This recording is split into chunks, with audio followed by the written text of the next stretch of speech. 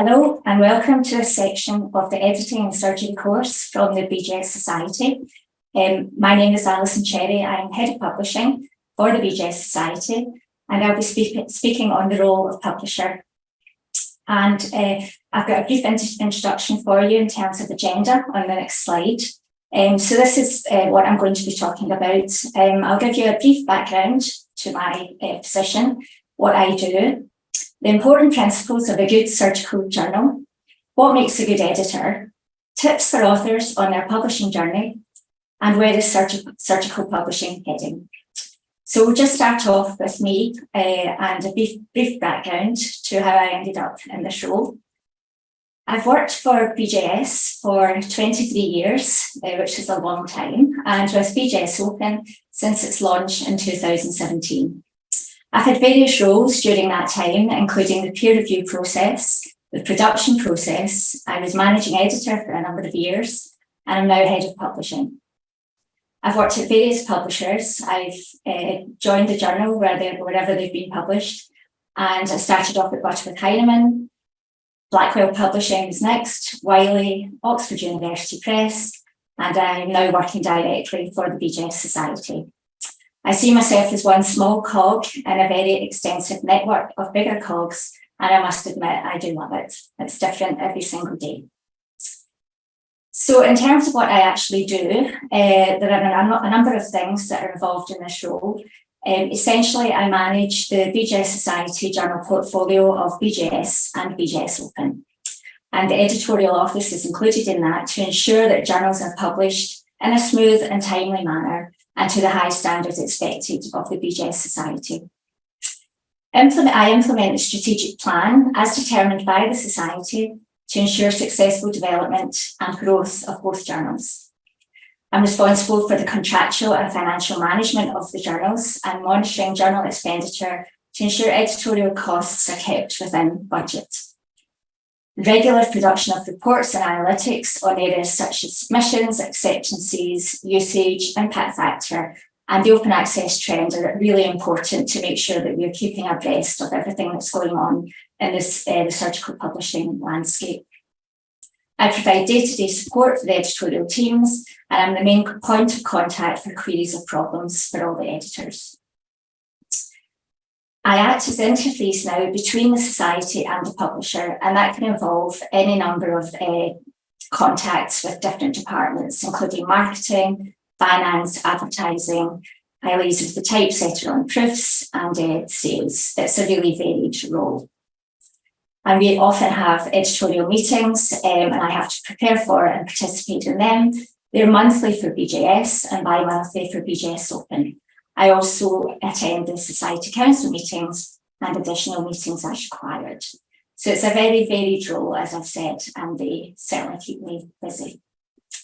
So we'll just touch on the important principles of a good surgery journal. Like any reputable scientific journal, they should adhere to certain important principles and standards to ensure the quality and integrity of research it publishes.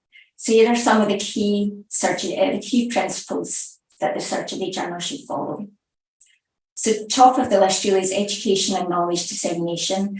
The journal should not only publish research, but also contribute to the education and dissemination of knowledge in the field of surgery.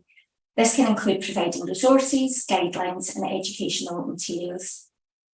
Engagement with the community is crucial, as you can imagine. The journal should actively engage with the surgical community, participating in relevant conferences, collaborating with surgical organisations. Having an active presence on social media is very important, and seeking feedback from readers and authors with a view to always progressing and getting better. Ethical standards. The journal should follow strict ethical guidelines, including those on authorship, plagiarism, conflicts of interest, and research ethics. It should adhere to the recognised ethical standards of those outlined by organisations such as the Committee on Publication Ethics. Peer review and production processes are also really important. These are the processes that authors first come into contact with us, and we should employ a rigorous peer review process where experts in the field evaluate and provide feedback on their submitted manuscripts. If and when they're accepted, there should be a reasonable schedule to ensure content is published in a timely manner. Editorial independence is crucial. The journal's editorial team and decision-making process should be independent from any external influence, such as commercial interests, to maintain the integrity of the publication.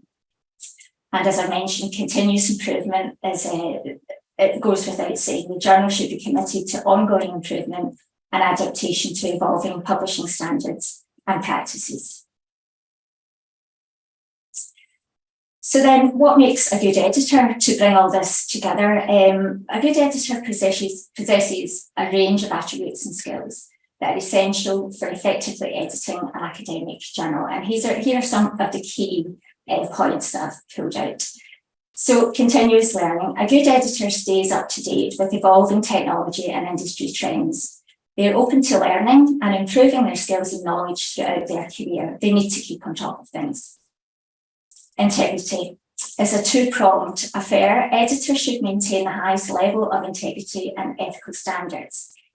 They're both the face of the journal among the community, and brand reputation has to be maintained and enhanced. But also, editors have to ensure that they don't compromise the original intent of authors, making necessary improvements to their manuscripts.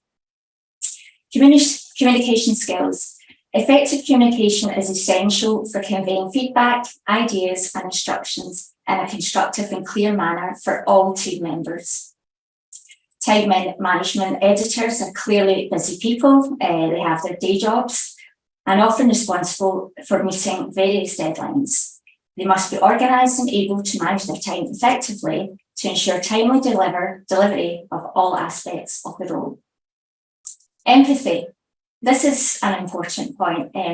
Understanding the author's perspective and their challenges, and fostering collaboration and making the editing process smooth, it can be very productive for both sides.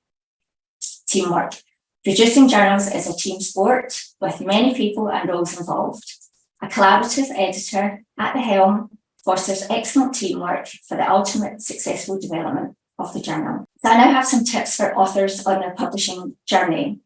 And these tips they're designed to help surgeons who wish to publish their research. First and foremost, choosing the right journal is top of the list. Select a journal that aligns with the scope of your surgical research. Consider factors such as the journal's target audience, the type of content it publishes, and the editorial team who look after the journal. Read the author guidelines and the publication policies to ensure your submission adheres to the specific requirements of the journal. Seek guidance from experienced colleagues or mentors who have previously published in surgery journals. Their advice will be invaluable. Rigorous research and methodology. Conduct high-quality research with a well-defined research question or hypothesis. Ensure your methodology is robust, including appropriate study design, data collection, and statistical analyses. Be prepared to provide access to your raw data and any supplementary materials if required by the journal. Data sharing is increasingly important in scientific publications. Effective writing and clear communication. Write a clear, concise, and well-constructed manuscript.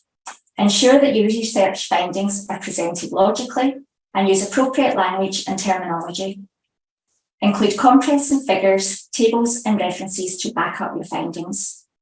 Clearly discuss the clinical relevance and implications of your research, outlining how it contributes to the field of surgery and advances patient care.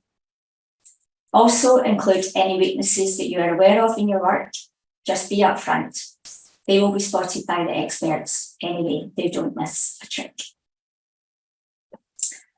And finally, where is surgical publishing heading? Over the 23 years that I've worked on the journal, nothing has ever stood still in the publishing landscape, and it's not going to anytime soon. The future of surgical publishing is likely to be influenced by ongoing advancements in technology and changes in the way information is disseminated and consumed. Here are some potential trends to look out for. Artificial intelligence, AI, we're all very much aware of it now. AI tools can assist in data analysis, literature review, and even surgical planning. AI algorithms can help identify trends and patterns in surgical research, making it easier to track developments and identify knowledge gaps. Ethical and legal challenges. So as this technology evolves, new ethical and legal issues are likely to arise, particularly concerning patient privacy, new ethical data security, and the use of AI in surgical publishing. We're all navigating this new landscape. No one has all the answers yet. It's to be discovered. Open access, the trend towards OA publishing will continue, and new publication funding models will emerge. The most recent iteration is Diamond OA, where journals and platforms do not charge fees to either authors or readers. These journals are community-driven, academic-led, and academic-owned publishing initiatives. It's the most recent one that we have to negotiate. Collaborative and global research. Surgeons and researchers from around the world already collaborate, obviously, more easily thanks to digital platforms. This trend will continue, leading to a broader range of perspectives and more comprehensive research. And data sharing and reproducibility, finally. There is a growing emphasis on sharing research data, making studies more reproducible. Journals and platforms may require authors to provide access to raw data and detailed methodologies. BJS and BJS Open already encourage this, but it's not a requirement at the moment. So that was just a whistle-stop tour on the subject of the publisher in this course. I hope you've enjoyed it. I don't have anything else to add at the moment, but I'd just like to thank you for your time.